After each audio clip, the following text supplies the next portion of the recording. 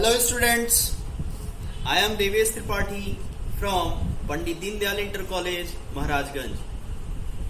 आज हम फिर एक मुख्य टॉपिक पे चर्चा करेंगे, वो है बैंड थियरी। ओके, आइए देखते हैं बैंड थियरी को। बैंड थियरी जो होती है वो कंडक्टिविटी के अकॉर्डिंग सॉलिड्स को बहुत अच्छे से डिफाइन करती है। ठीक है, आइए देखते हैं इसे।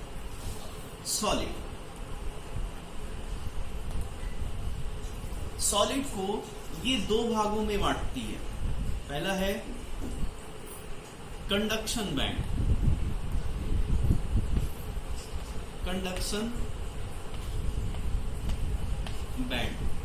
और दूसरा है वैलेंस बैंड।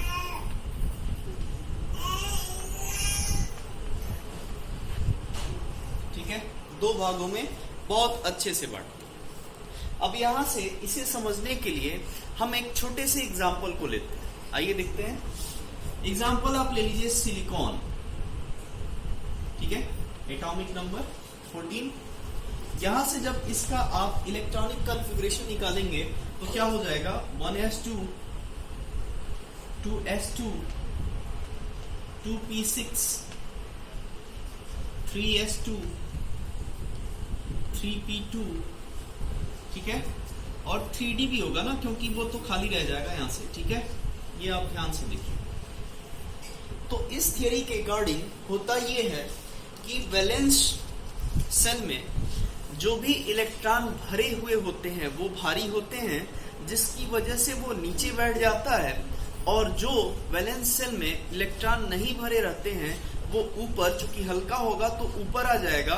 इसलिए आप इसे ध्यान से देखिए। यहां पर अगर हम ये बना लें, ये 3s, ये देखिए ये 3s, ये हो गया 3s। ठीक है, और ये हो जाएगा 3p, क्योंकि जो भरे हुए हैं वो अपने साथ ही नीचे लेके बैठ जाएंगे। ठीक है ना, जिसमें इलेक्ट्रॉन होगा वो नीचे बैठ जाएगा, और जिसमें इलेक्ट्रॉन नहीं होगा वो क्या होगा, ऊपर, क्योंकि हल्का है ना इसलिए ऊपर। ठीक, अब इसे ध्यान से देखिए। जो हल्का है वो एक बैंड क्रिएट करता है। ठीक, जो हल्का है वो वैलेंस, जिसमें इलेक्ट्रॉन नहीं है, वो एक बैंड क्रिएट करता है। इसको हम कहते हैं कंडक्शन बैंड। क्या कहेंगे, कंडक्शन बैंड। जो इसमें नीचे, यानी कि जिसमें इलेक्ट्रॉन भरे हुए हैं वो नीचे बैठेंगे, और इसे हम कहते हैं वैलेंस बैंड। इसे हम कहते हैं वैलेंस बैंड। बात समझ में आ रहा है? ध्यान रखिए, इस थियरी के अकॉर्डिंग वैलेंस सेल को ही दो पार्ट में डिवाइड कर दिया जाता है। जिसमें इलेक्ट्रॉन भरे होंगे वो नीचे की तरफ बैठेंगे, और जिसमें इलेक्ट्रॉन नहीं भरा होगा वो हल्का होगा, तो जाहिर सी बात है ऊपर की ओर उठेगा। तो जो नीचे बैठेगा उसे हम कहते हैं वैलेंस बैंड, जिसमें इलेक्ट्रॉन भरे होते हैं, और जो हल्का होता है वो होता है कंडक्शन बैंड। ठीक है, और इसके बीच में जो गैप ये आप देख रहे हो, इसके बीच में ये जो गैप दिखाई देता है इसको कहते हैं forbidden gap. Forbidden energy gap.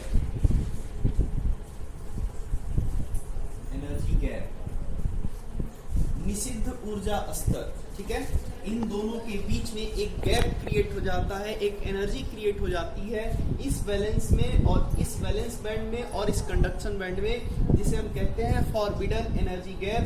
ठीक है, निषिद्ध ऊर्जा स्तर। बात समझ में आ गया? तो यहाँ से आप ध्यान दीजिए, ऊपर वाले को कंडक्शन बैंड, नीचे वाले को वैलेंस बैंड, और इसी के आधार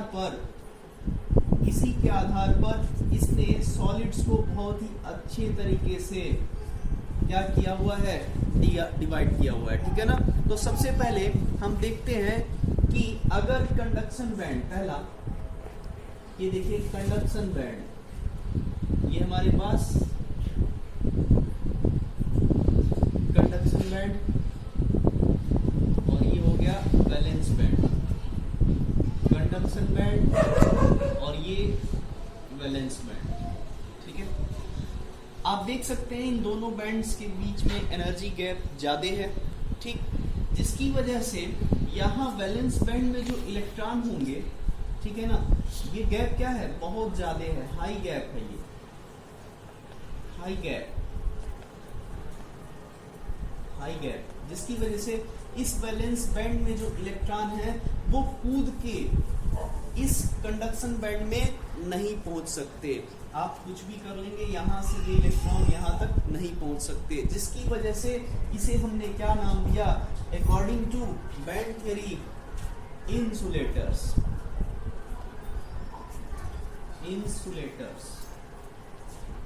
ठीक है, इलेक्ट्रॉन वैलेंस बैंड से कंडक्शन बैंड तक नहीं पहुंच पा रहे हैं, किस लिए नहीं पहुंच पा रहे हैं, क्योंकि इनके बीच में एनर्जी गैप बहुत ज्यादा है, या फिर इसको आप ये भी कह सकते हैं कि इनके बीच में more than equal to 5 electron volt, ठीक है ना, ये एनर्जी गैप है, जिसकी वजह से ये इलेक्ट्रॉन यहाँ से यहाँ तक नहीं पहुंच पा रहे। यानी कि अगर इनके बीच में more than equal to 5 electron volt का एनर्जी गैप होगा तो क्या होगा, इलेक्ट्रॉन यहाँ से यहाँ तक नहीं पहुंच पाएंगे, और हमें पता है कि एक electron volt is equal to क्या होता है, 1.68 × 10⁻⁻19 जूल। ध्यान दीजिएगा इस चीज को, ठीक है, बात समझ में आ रहा है, ठीक है ना। तो इस चीज को हम क्या कहेंगे, इंसुलेटर। दूसरा देखिए, बैंड थ्योरी ये कहती है कि अगर कंडक्शन बैंड, ये है कंडक्शन बैंड, और वैलेंस बैंड एक दूसरे पर ओवरलैप्ड हो, ऐसे एक दूसरे पर ओवरलैप्ड हो, तो आसानी से इलेक्ट्रॉन क्या होंगे, आ जा सकते हैं, ठीक है, आसानी से इलेक्ट्रॉन क्या होंगे, आ जा सकते हैं, ठीक, जिसकी वजह से इसका नाम क्या दिया गया, कंडक्टर। ध्यान रहे इनके बीच में एनर्जी गैप नहीं होता है, ठीक है ना। और तीसरा देखिए, तीसरा जो कि बहुत इंपॉर्टेंट है आपके सिलेबस के अकॉर्डिंग, ये हो गया कंडक्शन बैंड, ये हो गया वैलेंस बैंड, ठीक है, वैलेंस बैंड, बात समझ में आ रहा है। तो इनके बीच में जो ये एनर्जी गैप होता है, इनके बीच में जो एनर्जी गैप होता है वो अगर less than equal to 3 electron volt है तो, ठीक है ना, लेस देन 3 इलेक्ट्रॉन वोल्ट है तो आसानी से क्या हो जाएगा, इलेक्ट्रॉन यहां से पास तो करेंगे, लेकिन ध्यान रखिए कि टेम्परेचर बढ़ाने पर क्या होगा, इलेक्ट्रॉन और तेजी से यहाँ से इस कंडक्शन बैंड में पहुंचेंगे, ठीक है ना, ध्यान दीजिएगा इस चीज को। तो अगर इनके बीच में जो फॉरबिडन गैप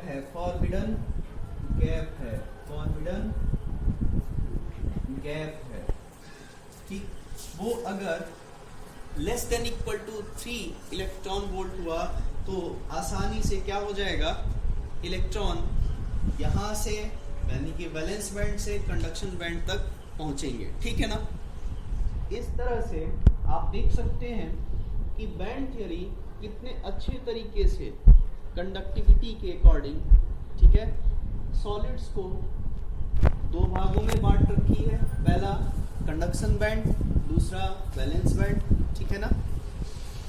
कंडक्टेंस बैंड और वैलेंस बैंड जो होते हैं वो क्या होते हैं, फिर से समझ लीजिए कि जिसमें जैसे हमने एक एग्जांपल लिया हुआ है सिलिकॉन का, एटॉमिक नंबर 14, और इसका इलेक्ट्रॉनिक कॉन्फ़िगरेशन आप देख सकते हैं 1s2 2s2 2p6 3s2 3p2 और 3d जो खाली रह जाएगा, ठीक है। तो वैलेंस सेल में जो इलेक्ट्रॉन जिसमें भरे हुए हैं वो तो नीचे बैठ जाएंगे अपने साथ, जो भी उनके साथ होंगे, ठीक, और जो खाली होगा वो ऊपर रह जाएगा। तो जो लेके इलेक्ट्रॉन नीचे बैठेगा, क्योंकि भारी है इसलिए उसको हम वैलेंस बैंड कहेंगे, और जो हल्का है वो ऊपर उठेगा तो उसे कहेंगे कंडक्शन बैंड। बात समझ में आ रहा है? और इसी के आधार पर सॉलिड्स के तीनों भागों को यहाँ पर उसने डिवाइड किया हुआ है कि कंडक्शन बैंड और वैलेंस बैंड में अगर हाई गैप हुआ, यानी कि फॉरबिडन गैप जो है वो बहुत ज़्यादा हुआ, ठीक है, तो वहाँ पर ये इलेक्ट्रॉन वैलेंस बैंड से निकलकर कंडक्शन बैंड तक नहीं पहुँच सकते, जिसकी वजह से इसका नाम क्या रखा गया? इंसुलेटर। और अगर आप कंडक्टर में देखें तो कंडक्टर में वैलेंस बैंड और कंडक्शन बैंड जो है वो एक दूसरे के ऊपर ओवरलैप्ड होते हैं, जिसकी वजह से वैलेंस बैंड से इलेक्ट्रॉन आसानी से कंडक्शन बैंड में आ जा सकते हैं, जिसकी वजह से इनका नाम क्या रखा गया? कंडक्टर। ठीक है। और तीसरा आप देख सकते हैं कि वैलेंस बैंड और कंडक्शन बैंड के बीच में जो एनर्जी गैप है वो less than equal to 3 electron volt होगा, तो यहाँ से आसानी से इलेक्ट्रॉन क्या होंगे? कंडक्शन बैंड तक जाएंगे, जिसका नाम रखा गया सेमी कंडक्टर। ठीक है, सेमी कंडक्टर। बात समझ में आ गया? अब इसके आगे देखेंगे सॉलिड्स के मैग्नेटिक प्रॉपर्टी। इसके आगे हम देखेंगे सॉलिड्स के मैग्नेटिक प्रॉपर्टी को। ठीक है, आप इसे अच्छे तरीके से समझते हुए राइट डाउन कीजिएगा। ठीक है, बहुत ही इंपॉर्टेंट टॉपिक है, क्योंकि यहाँ से आप सेमीकंडक्टर के बारे में आगे और भी पढ़ेंगे। ठीक है ना?